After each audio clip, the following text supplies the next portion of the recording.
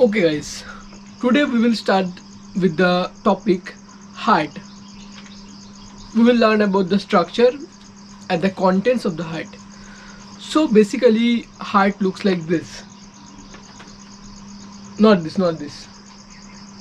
Yes, this. This is the correct structure of heart. The last one was you know. Okay, just trying to be silly and funny. Let's start. Heart. Heart is the most essential part of the circulatory system. Well, in every company, we have a hardworking employee. Here, it is the heart. Heart is the most hardworking organ in our entire body. Heart is also sometimes compared as the cashier of the bank. Well, আমরা সবাই জানি যে প্রত্যেকটা ব্যাংকে একটা cashier থাকে। Cashier কি করে? বেসিক্যালি ক্যাশটাকে ট্রানজ্যাকশন করে এদিক থেকে এদিক, ঠিক আছে? কিন্তু একটা জিনিস খেয়াল করো যে সেই ক্যাশিয়ারের মানে পার্সোনাল সে কতটুকু টাকা তার কাছে রাখতে পারবে, সেটা হচ্ছে বেসিক্যালি তার স্যালারি। সে তার স্যালারির থেকে বেশি টাকা কিন্তু নিজের কাছে রাখতে পারবে না, ঠিক আছে? এবার হার্টও বেসিক্যালি সেম। হার্ট কী করছে, মানে সারাদিন ধরে ব্লাডকে কী করছে, পাম্প করছে from one place of the body to other place of the body. কিন্তু হার্ট নিজের কাছে কতটুখানি ব্লাড রাখতে পারছে, যতটুকু নিজের জন্য অ্যালটেড। মানে হার্টের যে মাসেলগুলো থাকে সেগুলো ওয়ার্কিং মাসেল, সেগুলোরও ব্লাড লাগবে, কিছু পরিমাণ ব্লাড সেগুলোর জন্য লাগবে। শুধু সেইটুকু ব্লাডই হার্ট নিজের জন্য ইউজ করতে পারে। বাকি সবটুকু ব্লাডই কী করতে হবে, হার্টকে পাম্প করে বাইরে বার করে দিতে হবে। ওকে,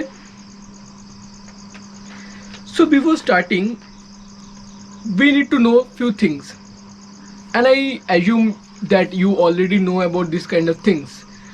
Number one, human heart has 4 chambers. Yes, in many cases আমরা দেখেছি যে অনেক লোয়ার স্পিসিস অ্যানিমালদের মধ্যে অন্য রকমের হার্টের চেম্বার থাকে। হিউম্যানদের 4টে চেম্বার থাকে, সাম বার্ডস অ্যান্ড সাম অ্যাম্ফিবিয়ান্স ওদের 3টে চেম্বার থাকে, ওর থেকেও আরও লোয়ার লেভেল স্পিসিসদের কী থাকে, 2টো চেম্বার থাকে। সো এরকমও আমরা দেখেছি। Second point, which is one of the most important point, is human blood components are RBC, WBC and platelet. এই তিনটেই কিন্তু মানে কম্পোনেন্ট যেটা হিউম্যান ব্লাডকে ফর্ম করে। থার্ড পয়েন্ট, এটাও important, human beings have a closed circulatory system. That means blood in human travels through a closed system, that is through blood vessels. But in several species, for example insects, we see that blood flows through the open body spaces. এই পয়েন্টটা একটু notice করতে হবে আমাদের, যে অনেক several স্পিসিসে, for example insect, সেখানে কি হয়, তাদের ব্লাড কী করে ফ্লো করে বডির ভিতরে ওপেন স্পেসেসের ভিতর থেকে। এর মানে কি? এর মানে হচ্ছে ওদের বডিতে কোনো স্পেসিফিক ব্লাড ভেসেলস থাকে না। বডির ভেতরে যে কোনো অর্গানের আশেপাশ থেকে ওরা ঘোরাঘুরি করে, এবং এই মাধ্যমেই ওরা তাদের বডিতে এক জায়গা থেকে অন্য জায়গাতে পৌঁছাতে পারে। কিন্তু আমাদের হিউম্যানসের ক্ষেত্রে কি হয়, আমাদের পুরোটা ক্লোজ সার্কুলেটরি সিস্টেম। মানে আমাদের বডিতে ব্লাড শুধুমাত্র ব্লাড ভেসেলসের ভিতর থেকেই ট্রাভেল করে। আমাদের আর্টারিস আছে যেটা ব্লাডকে হার্ট থেকে বাইরের দিকে ছড়াতে সাহায্য করে, আর আমাদের ভেন্স আছে যে ভেন্স কী করে, ব্লাডকে বাইরের দিক থেকে হার্টের দিকে আনতে সাহায্য করে। আর এই পুরো জিনিসটা কিন্তু ক্লোজ সিস্টেম। মানে ফর এক্সাম্পল একটা ওয়ান ড্রপ অফ ব্লাড, সেটা যদি হার্ট থেকে বেরিয়ে কোথাও যায়, একটা না একটা টাইমে ওকে হার্টেই ফিরতে হবে, ও কোথাও চলে যাবে না, আটকে যাবে না। কিন্তু ওপেন সার্কুলেটরি সিস্টেমে এই জিনিসটা পসিবল হয় না। And point number 4, heart and lungs are never at rest. Even when you are sleeping, they continue to work. They are self-motivated employee. Like বসকে বারবার বলতে হয় না, কী করছো, ওঠো, আরে দাদা ওঠো, কাজটা করে দাও, আরে কী করছো, তোমাকে ফায়ার করে দেবো, এদেরকে কিচ্ছু বলতে হয় না। হার্ট আর লাং সারাদিন চুপচাপ নিজের কাজ নিজের মতো করে কনস্ট্যান্টলি করে যায়। ওকে, তো হার্টের কন্টেন্টস আর আমাদের স্ট্রাকচার জানার জন্য এইটুখানি ইন্ট্রোডাকশন এনাফ। এইবার আমরা আসবো into the video. So I guess you guys are ready, so concentrate and let's start.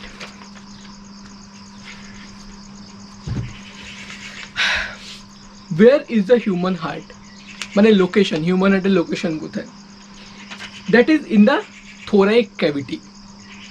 আবার আমাদের জানতে হবে যে থোরাইক ক্যাভিটি কী জিনিস।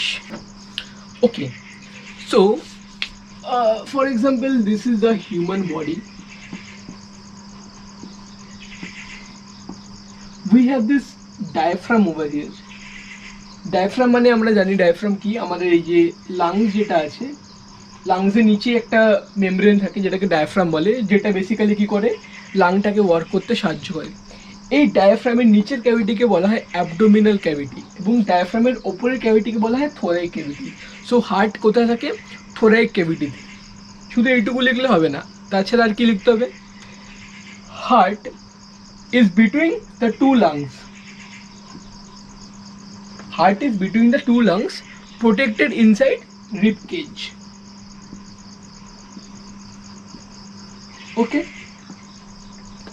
So the location of the heart is in the thoracic cavity between the two lungs, protected inside the rib cage. ঠিক আছে? Now something there's a very misconception among many people that heart is in the left side. Like অনেক মুভিজে দেখেছো, high দিল pay লাগা, that kind of acting. Okay, so heart is not exactly in the left, heart is in the middle.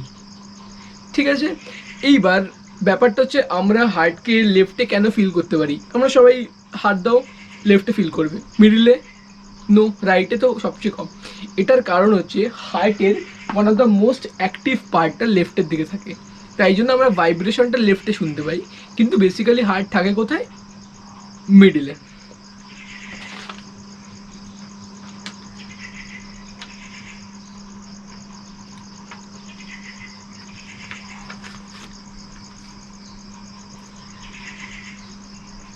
Okay, now a question comes, what is the size of the human heart?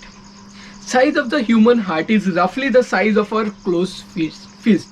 মানে একটা average human heart কী হবে? একটা average human হ্যান্ডের close feast, মানে close মুঠো, সেই যে সাইজটা, এটা হচ্ছে আমাদের হার্টের সাইজ। মানে একটা এইটুকু একটা ছোট্ট হার্ট আমাদের এত বড় বডিকে পাম্প করে ব্লাড চারদিকে পাঠাচ্ছে। This is very fascinating. Okay, এবার একটু লেটস এন্টার ইনটু হার্ট, মানে তোমার হার্টে আমি ঢোকার চেষ্টা করছি না, আমি একটু হার্টের টপিকে ঢোকার চেষ্টা করছি। Let's start with that, covering of our heart. Okay, একটু এটা মুছে দিই, এখানে একটু ধরো